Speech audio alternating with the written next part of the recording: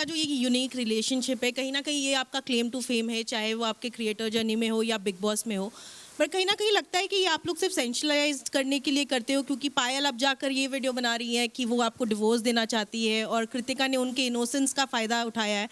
तो आपको लगता है ये सिर्फ आईबॉल्स के लिए आपका ये रिलेशनशिप, रियल में आप तीनों इतने स्ट्रांग नहीं है जितना आप पोर्ट्रे करते हैं? तो मुझे लगता है इससे अच्छा तो ना मुझे भगवान के पास जाना पड़ेगा। बिग बॉस रियलिटी शो है, यहाँ पर आप कुछ भी नकली नहीं कर सकते।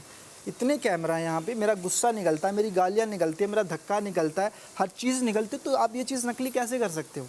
तो मुझे लग रहा है जो आपका सवाल है ना, आप इस पर थोड़ा सा सोचें, क्योंकि बिग बॉस एक रियलिटी शो है, यहाँ पे कुछ भी नकली नहीं है। इससे ज़्यादा तो मैं कुछ प्रूफ दे ही नहीं सकता, बस ये बोलना चाहूँगा। मैं कह रही हूँ आपका रिश्ता सिर्फ ये आईबॉल्स के लिए, ये ऐसा कुछ तिगड़ा नहीं वाला? है, नहीं, ये बिल्कुल रियलिटी का रिश्ता है, इसमें कोई भी चीटिंग नहीं है और कोई भी आईबॉल नहीं है। और आपको लगता है ये एक पॉलीगमस रिलेशनशिप, एक इलीगल रिलेशनशिप, एक नेशनल टीवी पे आप लोग जो प्रमोट कर रहे हैं, ये सही है? मैं कहना चाहूँगा, देखो क्या कि मैंने तो दुनिया के सामने रख दिया, पर कुछ लोग ऐसे हैं जो अपनी वाइफ को घर रख के बाहर रिलेशनशिप चल रहा होता है, उसके बाद घर आते हैं, वाइफ को पीटते हैं, बहुत सारी ऐसी चीज़ें करते हैं जो दुनिया को पता भी नहीं है।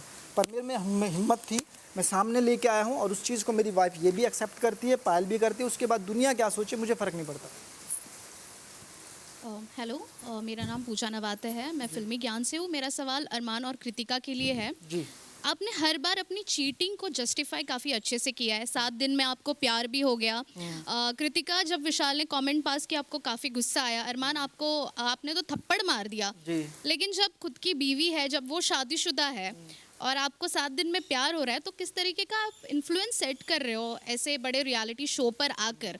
और आपके पास खुद का मुद्दा नहीं होता है कृतिका, कि हर बार आप वेट करते हो कि अरमान आपके लिए मुद्दा ढूंढ के लाए?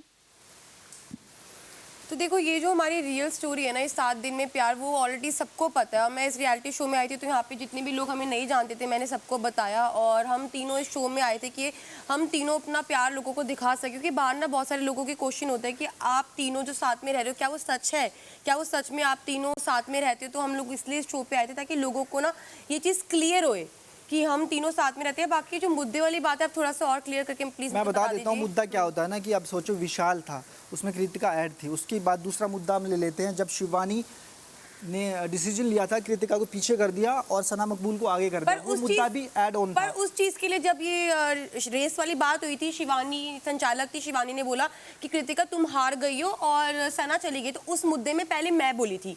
जब मैंने बोला उसके बाद मेरी उससे बातचीत हुई, तो वहाँ से विशाल बोलने लग गया। जब विशाल बोलने लग गया तो अरमान जी आ गए। तो ऑटोमेटिकली क्या होता है, जब आप एक हस्बैंड वाइफ होते हो और आप एक शो में आते हो, तो अगर वाइफ की बात होती है, हस्बैंड बोलते हैं, हस्बैंड की वाइफ होती है, तो वाइफ बोलती है कि एक ना नॉर्मल चीज़ है। जब हम यहाँ पे रहते हैं ना, तो आगे से कोई अगर बोल रहा होता है तो ये ऑटोमेटिकली अंदर से ये चीज़ आती है कि हस्बैंड वाइफ एक दूसरे के लिए तो वो स्टैंड लेते हैं। और चीटिंग को जस्टिफाई करते हुए हमेशा नजर आए हो।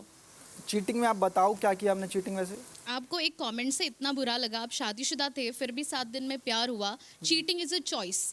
चॉइस होती तो छोड़ देता ना मैडम, साथ थोड़ी रखता। मैं तो ये पाल को बात छोड़ देता, मैं इससे शादी कर लेता, रखा तो दोनों को ना। तो हर चीज़ ना अलग अलग होती है।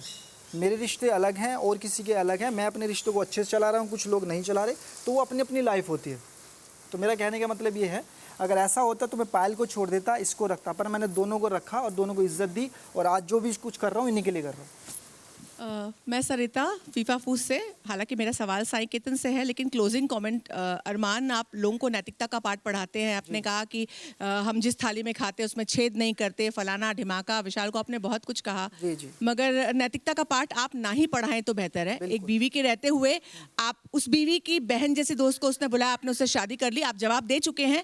पर सिर्फ ये शब्द मैं आपको बताना चाहती थी, आप कितने भी मीठे शब्द बोल दे, ये गलत है कि आपने एक बीवी के रहते हुए दूसरी लड़की से शादी करके आप जस्टिफाई करते हैं, उसको बार बार जस्टिफाई करते हैं कि सही है, मैंने रखा, मैंने ये नहीं किया, ये गलत है। आप इसका जवाब दे चुके हैं, सिर्फ ये शब्द मैं आपसे कहना चाहती